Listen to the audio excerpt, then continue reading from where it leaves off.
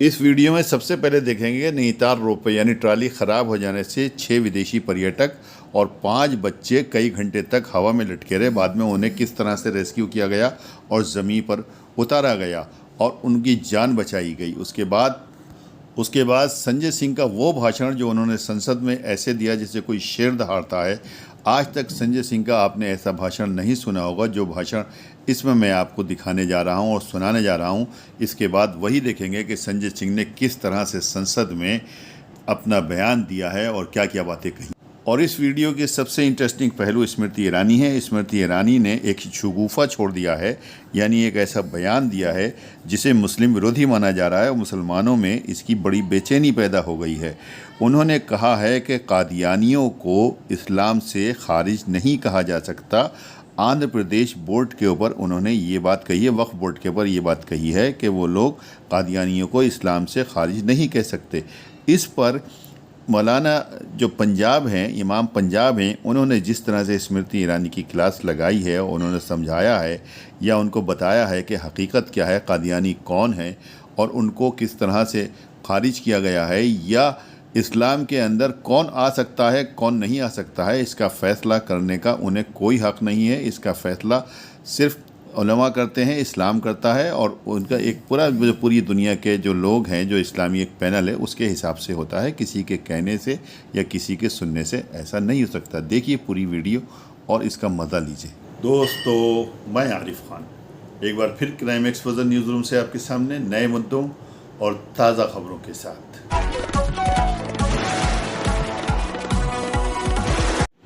दोस्तों, नैनीताल तो आप ज़रूर गए होंगे और अगर वहाँ पर गए होंगे तो आपने वहाँ पे ये ट्रॉली भी देखी होगी जिसको नैनीताल रोपवे का नाम दिया गया है, रोपवे के नाम से जानते हैं।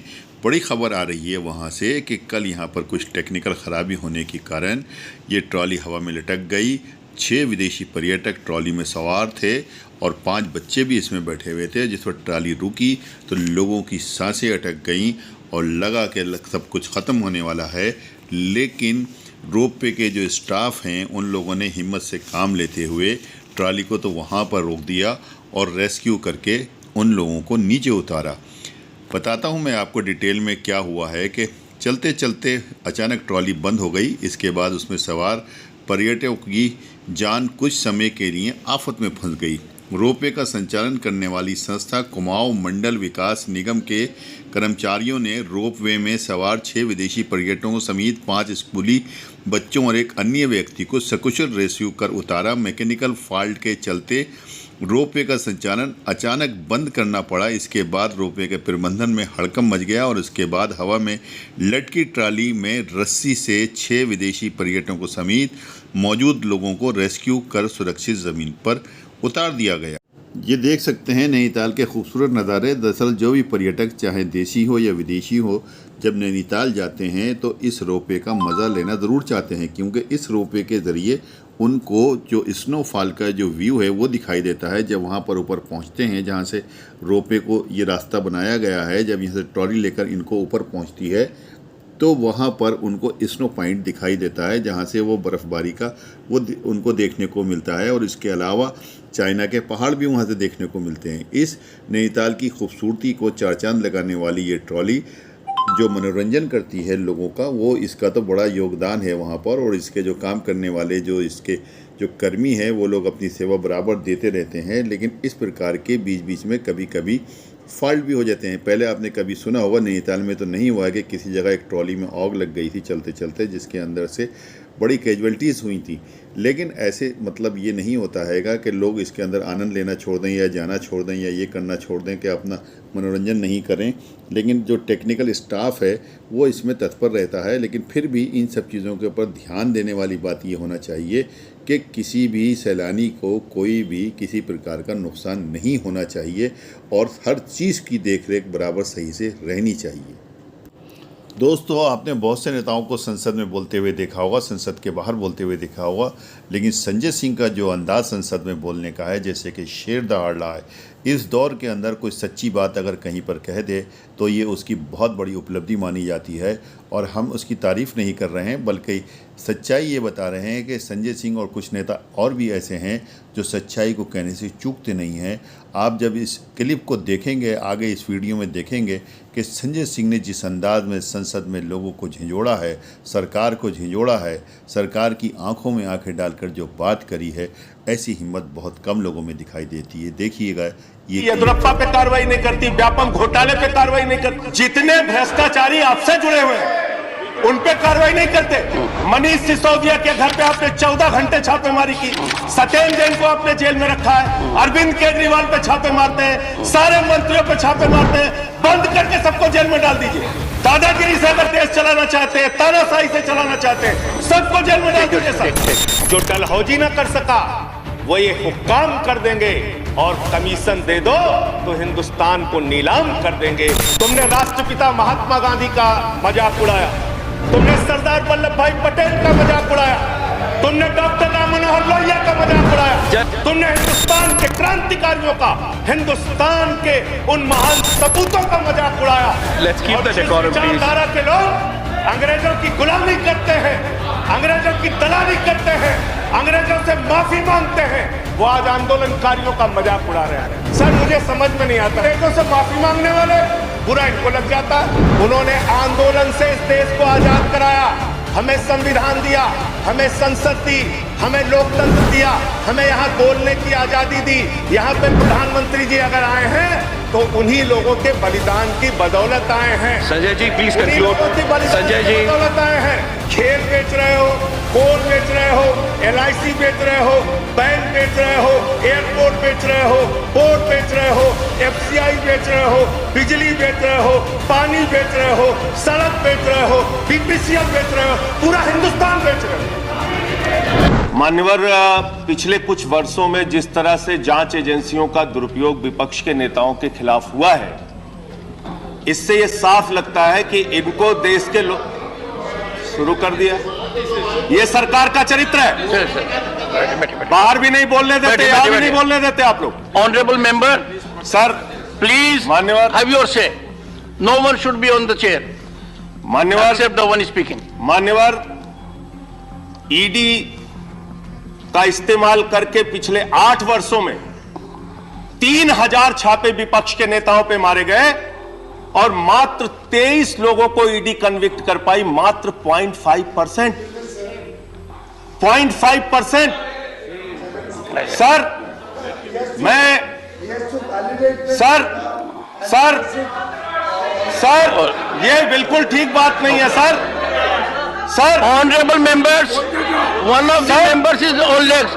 Honourable members please take. मैं ये कह रहा हूं सर, प्लीज ये ईडी फर्स्ट 20,000 करोड़ का घोटाला करने वाले नीरव मोदी के खिलाफ क्यों चुप रहती है? Take your seat. ये ईडी 10,000 करोड़ बगैर पेपर के बोलूंगा। अब इसी में अगर no point in zero. Sir यहां इस सदन में प्रियंका चतुर्वेदी जी मौजूद हैं। उनके जवाब में सरकार ने यह बताया कि 3000 छापे ईडी के द्वारा मारे गए और मात्र 23 लोगों को कन्विक्ट किया गया। मेरा इनसे सवाल यह है कि ये ईडी और सीबीआई 20,000 करोड़ के लुटेरे नीरव मोदी पे कार्रवाई नहीं करती, विजय माल्या पे कार्रवाई नहीं करती, नितिन संदेशरा पे कार्रवाई नहीं करती, ललित मोदी पे कार्रवाई नहीं करती, रेड्डी ब्रदर्स पे कार्रवाई नहीं करती, येदियुरप्पा पे कार्रवाई नहीं करती, व्यापम घोटाले पे कार्रवाई नहीं करती, जितने भ्रष्टाचारी आपसे जुड़े हुए हैं उन पे कार्रवाई नहीं करते। संजय रावत जी यहां बैठे 100 दिन जेल में रहे। मनीष सिसोदिया के घर पे आपने 14 घंटे छापेमारी की, सत्येंद्र जैन को आपने जेल में रखा है, अरविंद केजरीवाल पे छापे मारते हैं, सारे मंत्रियों पे छापे मारते हैं, बंद करके सबको जेल में डाल दीजिए।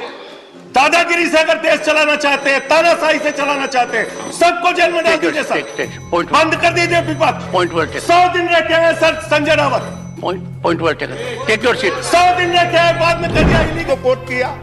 आप BMS को पढ़िए, आप स्वदेशी जागरण मंच को पढ़िए। अरे आपके संगठन खुद कहते हैं कि आप लोग देश को बेच रहे हो। और क्या क्या बेच रहे हो? क्या क्या बेच रहे हो? संजय जी कंक्लूड करें। रेल बेच रहे हो, सेल बेच रहे हो, खेल बेच रहे हो, कोल बेच रहे हो, LIC बेच रहे हो, बैंक बेच रहे हो, एयरपोर्ट बेच रहे हो, पोर्ट बेच रहे हो, FCI बेच रहे हो, बिजली बेच रहे हो, पानी बेच रहे हो, सड़क बेच रहे हो, BPCL बेच रहे हो, पूरा हिंदुस्तान बेच रहे हो। Sanjay ji time is over.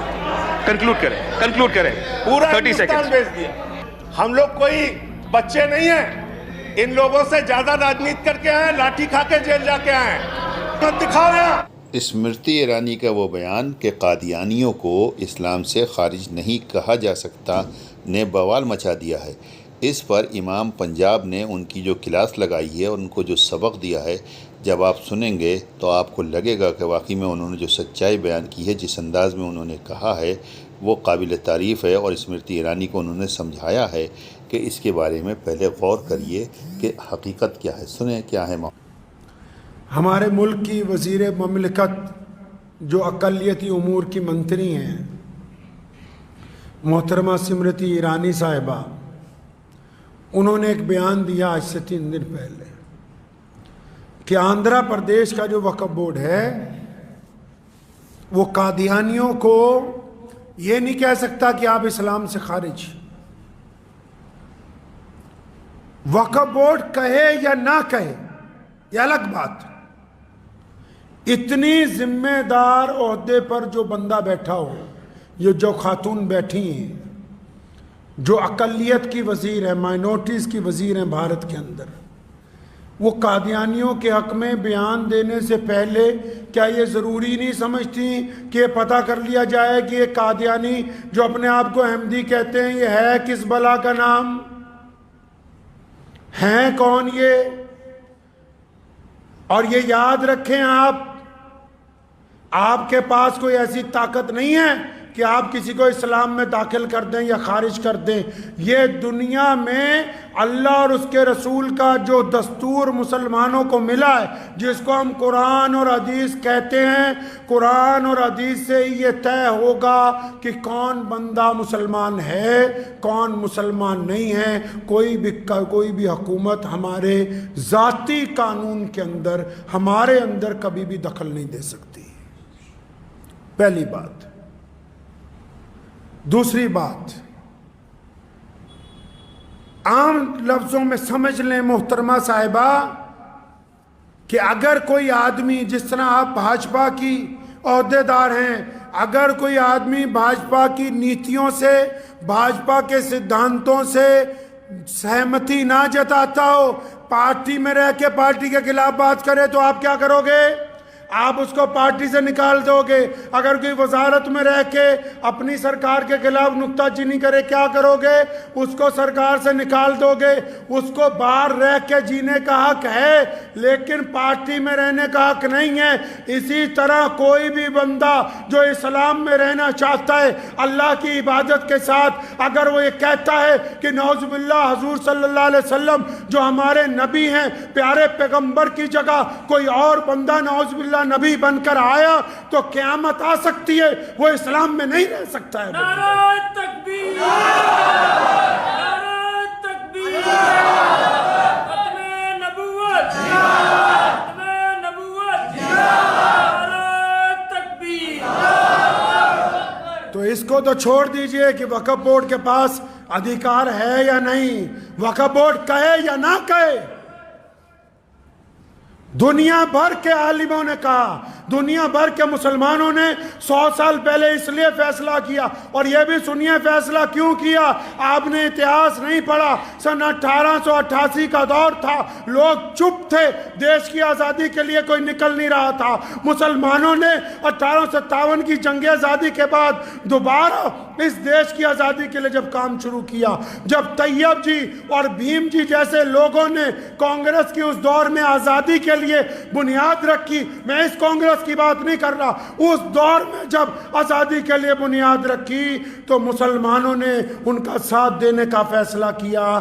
तो उस वक्त अंग्रेज़ों ने एक फितना शुरू किया कि मुसलमानों को देश की आज़ादी से अगर हटा रहे हैं तब कुछ काम करना पड़ेगा। तब उन्होंने मिर्ज़ा गुलाम कादियानी को कहा कि तुम झूठे नबी बन के आओ ताकि मुसलमान आज़ादी की लड़ाई से हट जाएं और इधर लग जाएं तुम्हारे पीछे, ताकि इस देश पर हम ज्यादा राज करें। मोहतरमा साहिबा, वजीर साहिबा, आप जिनकी बात करती हैं उनका इतिहास उठाएं। उन्होंने इस देश की जंगे आज़ादी से गद्दारी की है। उनके खिलाफ पहला फतवा इसीलिए आया क्योंकि मिर्ज़ा गुलाम कादियानी ने ऐलान किया कि मैं मलका एलिज़ाबेथ के साथ हूँ, क्योंकि जमात अहमदिया ने ऐलान किया कि हम अंग्रेज सरकार के परिस्तार हैं, और यहाँ तक कहा कि हमने उनके हक में किताबें लिखी, इश्तिहार शाया किए कि देश के मुसलमान आज़ादी की लड़ाई को छोड़ के अंग्रेज सरकार के साथ लग जाएं। आप जिनकी हिमायत की बात करती हैं उनका इतिहास पढ़िए, वो इस देश की जंगे आज़ादी के भी गद्दार हैं। और आप तो सरकार में हैं, अब दोबारा उठा लेंगी तो कितनी बुरी कार्रवाइयों में कितने आतंकियों के साथ इनकी यारी है वो भी निकल के सामने आ जाएगी। अब भी बात ना समझ आती हो तो आखिरी गुजारिश करूंगा मीडिया की तरफ से। पिछले दिनों हमारे देश के माननीय प्रधानमंत्री साहब ने एक बात कही, वो अलग बात है कि इससे कुछ मुसलमान लीडर सहमत हों या ना हो।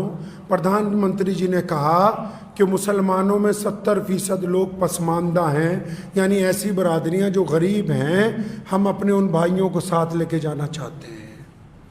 तो स्मृति ईरानी जी, आपको मैं ये बता दूं, ये ठीक है, हमारे मुल्क के प्रधानमंत्री जी ने कहा कि पसमानदा हैं, हम चाहे इस बात को माने या ना माने, आपके मुताबिक अगर मान लें कि 70% लोग पसमानदा हैं मुसलमानों में, 30% दूसरे हैं, तो एक दफ़ा इन पसमानदा से भी और दूसरों से भी सबसे एक दफ़ा पूछ लो, जो 70% जिनको आप पसमानदा कहते हैं वो भी, और 30% दूसरे भी जिनको आपने दो कैटेगरियों में बांटा है, हमने नहीं, लेकिन इन सब से पूछो, हमारा गरीब से गरीब बच्चा, हमारा अमीर से अमीर आदमी, हमारा रेड़ी चलाने वाला, हमारा रिक्शा चलाने वाला, हमारा मजदूर हो, हमारा जिम्मेदार हो, सारे के सारे मोहम्मद रसूलुल्लाह से अपनी जान से ज्यादा प्यार करते हैं। जिनको रसूलुल्लाह के दुश्मनों से इश्क है तो फिर वो मुसलमानों की वोट लेने की बात ना करें। फिर वो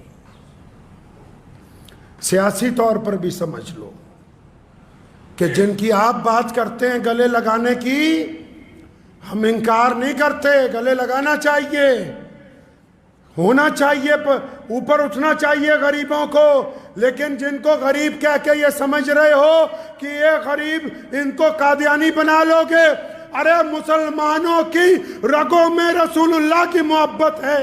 अगर इन हमारी बोटियां नोच दोगे, अगर एक एक टुकड़ा भी कर दोगे, तो रसूलुल्लाह की मोहब्बत हमारे में से कोई नहीं निकाल सकता है।